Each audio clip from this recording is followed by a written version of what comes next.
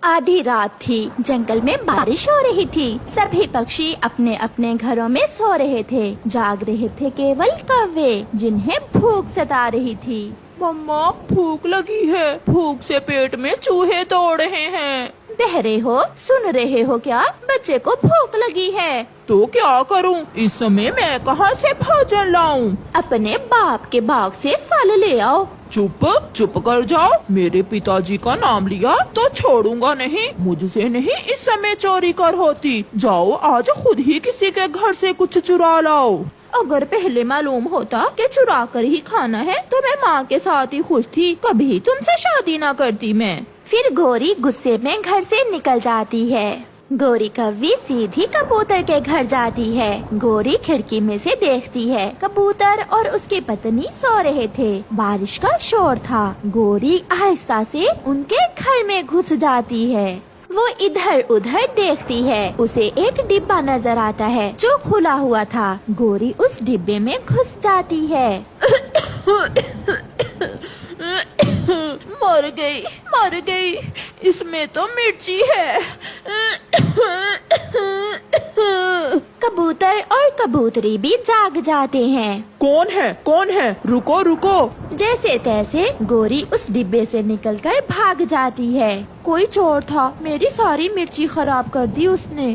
भाग गया। अगर पकड़ा जाता तो छोड़ता ना मैं उसे। गोरी कौवी तेज बारिश में भागी जा रही थी और खांसे जा रही थी।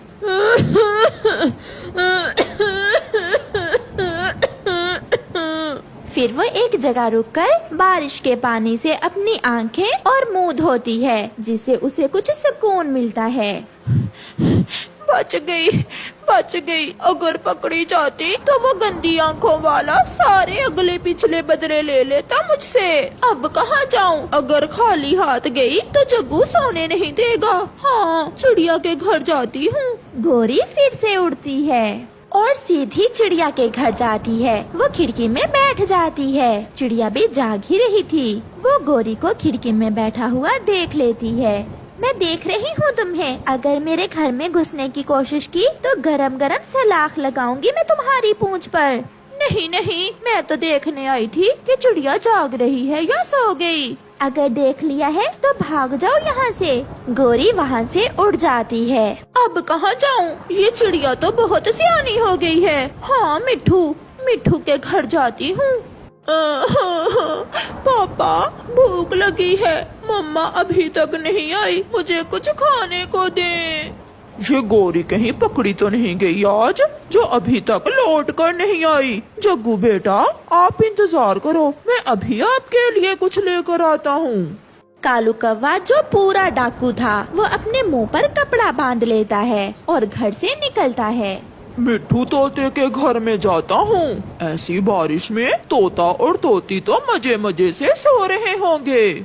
मिट्ठू के घर में गेहूं के दाने थे। गोरी कौवी मिट्ठू के घर में घुस जाती है। पहले पेट भर के दाना खा लेती हूँ और फिर बाद में जग्गू और कालू के लिए ले जाऊंगी। ऐसे गोरी वहाँ बैठकर दाना खाने लगती है। तोता और तोती तो गहरी नींद सोए हुए थे। कालू कौवा मिट्ठू के घर में आ जाता है। वो खिड़की से देखता है और चुपके से मिट्ठू के घर में घुस जाता है। कालू को देखकर गोरी डर जाती है। भूत भूत भूत।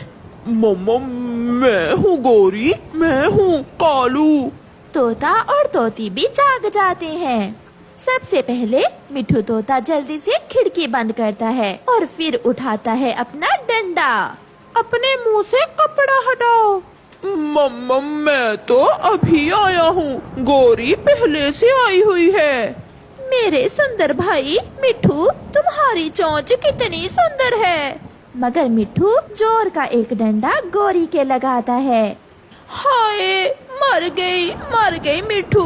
मैं तुम्हारे पाँव पकड़ती हूँ, मुझे छोड़ दो। इसे मारो, इस कालू को। अगर ये कमा कर लाए तो क्यों मैं दूसरों के घरों में चोरियाँ करूँ। तुम दोनों ही बेशर्म हो मिट्ठू जी, जाने दो इन्हें। नहीं हरियाली, तुम नहीं जानती, ये बहुत दुष्ट कौवे हैं। आज मैं छोड़ूंगा नहीं इन्हें। फिर पूरे घर में मिट्ठू डंडा लिए पीछे पीछे, कौवा और कौवी आगे आगे। ऐसे उनकी खूब पिटाई होती है। आज फिर जब चिड़िया अपने घर से बाहर निकलती है तो उसके घर के सामने कचरा पड़ा हुआ था। ये गौरी कौवी आज फिर अपने घर का सारा कचरा मेरे दरवाजे के सामने फेंक गई है। मैं अभी जाकर उसे पूछती हूँ। चिड़िया गौरी कौवी के पास जाती है। गौरी बहन, आप ऐसे क्यों मुझे तंग करती हैं? आज फिर आपने मेरे घर के सामने कचरा फेंक दिया है। वो सारा कचरा तुम्हारी तरफ से ही हवा से उड़कर मेरे घर आया था। मैंने वापस तुम्हारे घर के सामने ही फेंक दिया। मैं पड़ोसन हूँ तुम्हारी, कुछ तो ख्याल करें। पड़ोसी एक दूसरे के दुख सुख के साझी होते हैं।